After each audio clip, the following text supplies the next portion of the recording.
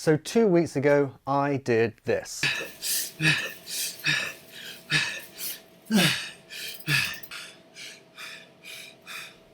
This was my third FTP test and it came out at 311 watts. I shared the video online and I got a few comments, one of which was this. Now this comment basically says that my actual FTP is not 4 watts per kg, and based on a load of my data from Zwift Power, it comes out a little bit closer to 3.5 watts or something around that area. Now if you've ever watched any of my race videos, you will hear me talk about this quite a lot, which is I don't think I can sustain 311 watts for any period of time. But seeing as someone decided to bring it up themselves and probably hasn't listened to me talk about that, I thought this would be a good opportunity to compare basically a 20-minute FTP test to a Zwift ramp test and see how we come out.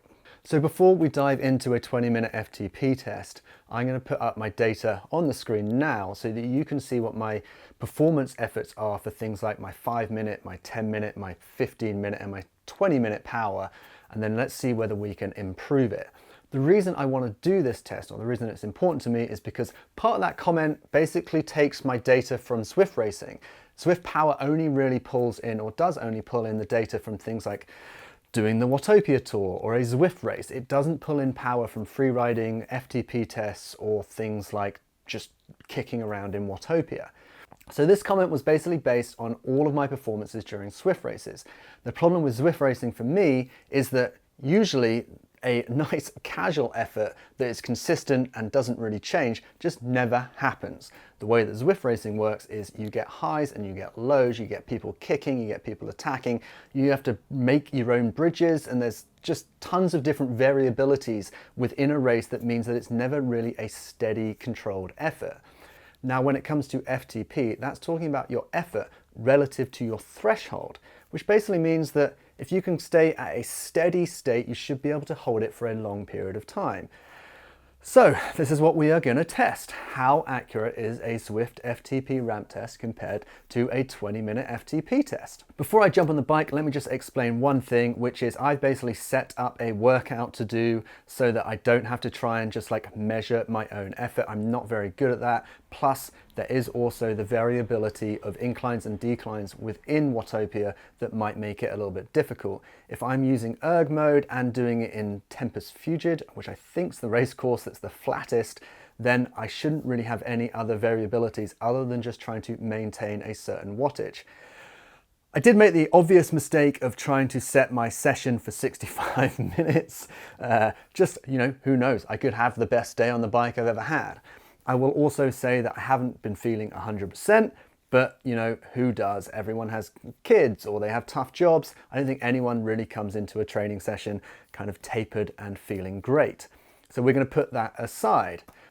So here we go, guys. This is going to be a review of my 20-minute FTP test to see just how close I get to holding my FTP threshold number for 20 minutes. So guys, here we go. You can see that I've created a workout called FTP Steady 311, where I've basically set the bulk of the workout as a 311 watt continuous effort, and we go to Tempus Fugit because it is the flattest course that I think you can do a workout on. So we are going to dive through the start gate. I will point out that we have done an 8-minute ramp up, and you should have just seen that. So belt the watts gently, and then we dive into the 310 watts. I think maybe Zwift struggled with the 311, but still, I'm not going to argue. 310 is fine for me.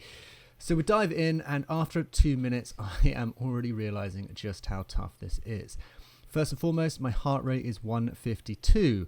So that actually felt incredibly comfy, and I try and keep my cadence not necessarily on purpose, but I was just finding that I was bouncing between 80 to 85 RPM, and then sometimes I'd try and make a real concerted effort to get it over 85 RPM, but my legs were just like really tired. The quads, the tops of my legs were really struggling, and after 2 minutes I knew it was a struggle. After 10 minutes I was like, this is the worst thing on the planet. And it was actually kind of starting to get really damn hard. And I realized that setting the workout for 65 minutes was grossly ambitious and very much well outside of my capabilities for 310 watts. But still, it is probably a good thing to aim for to eventually get there, maybe towards the end of the year or maybe even the start of next year, or certainly before the spring, summer next year. 40 minutes in, I just kind of was trying to take it a minute at a time, so making it to 15 minutes was kind of like a big bonus for me, and I don't know what was going through my head. You can kind of see, like, the thing to point out, guys, is that, and I talk about this in a second when I review it, is the little spikes in my pedal stroke that mean that I kick out a few extra watts, and you can see that on the bottom of the screen, which is effectively my watt efforts.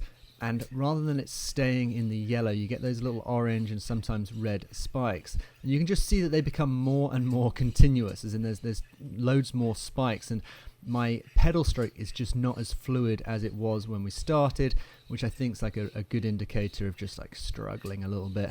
But this was really burning. I did kind of initially, when I got to 15 minutes, I was like, oh, see if you can hold it for 20 minutes. But nope, that's me tapping out at 16 minutes. And well, let's just call it 16 minutes 10, 16 minutes 15 seconds. And that's me done. So there we go, guys. That was my attempt at cycling for 65 minutes and making it for 16. Right, back to it. Right. So as you can see, I managed to last 16 and a bit minutes. Let's call it 16 minutes, 15 seconds.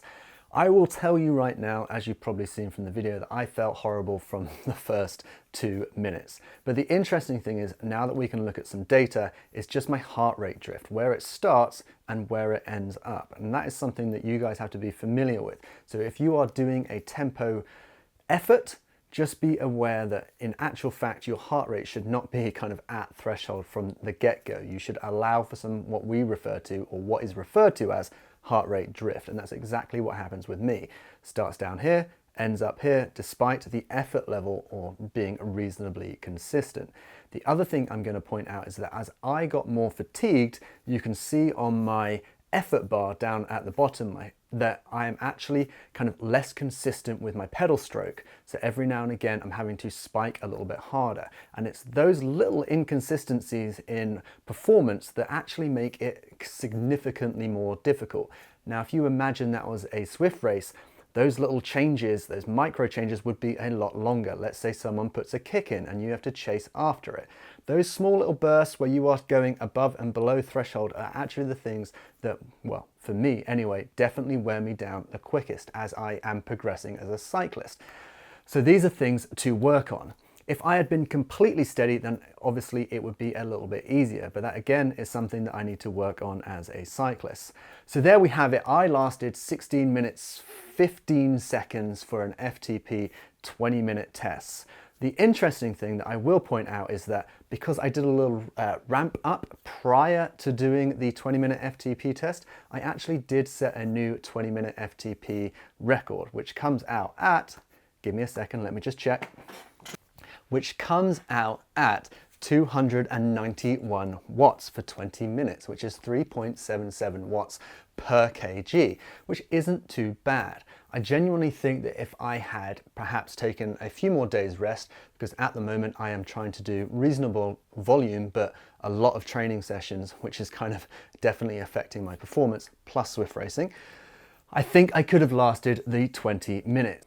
And obviously for a 20-minute FTP test, you are meant to do a certain amount of training beforehand, which actually fatigues you going into that 20 minutes to give you a more accurate result. Well, I didn't really need to do that, even though I did do a bit of a session beforehand, because I'm just tired as it is. So there you go, guys. A 20-minute FTP test is actually going to be a little bit more reliable, or certainly I think is going to be a little bit more accurate than doing something like a FTP ramp test. I think a ramp test actually just favors the type of cyclist that I am, especially at the moment, whereas doing a 20-minute test is going to be that little bit more reliable. But I will say that trying to go out and do a measured 20-minute effort is incredibly hard. So you do have to have a good idea of what your kind of wattage range is to start with. Otherwise it is going to be a catastrophe and you are going to go out super hard for 10 minutes and then the second 10 minutes are going to be horrible, and then the differential between the two will just kind of probably not give you as an accurate score. So if you are new to cycling, Zwift FTP Ramp test, then do a Zwift 20-minute test or an FTP 20-minute test, and base your effort on what the ramp test kind of gave you as a rough figure. Right, so that's it guys. We're going to leave it at that. Some good data for you on the difference between a FTP ramp test and an FTP 20-minute test. I do want to say that I reckon I can make at least 20 minutes holding 311 watts if I had had a better day and a little bit more rest and given myself a half a chance at doing it. But still, nonetheless, good little exercise and a good way to see how things compare. And it is nice to just nudge up my figures. And if you do want to dive in the comments and let me know what you think, I would appreciate it, because I tend to think that most people avoid doing a 20-minute FTP test and would rather do a ramp test. What's your favorite? Let me know below, guys, and we will see you on the next one.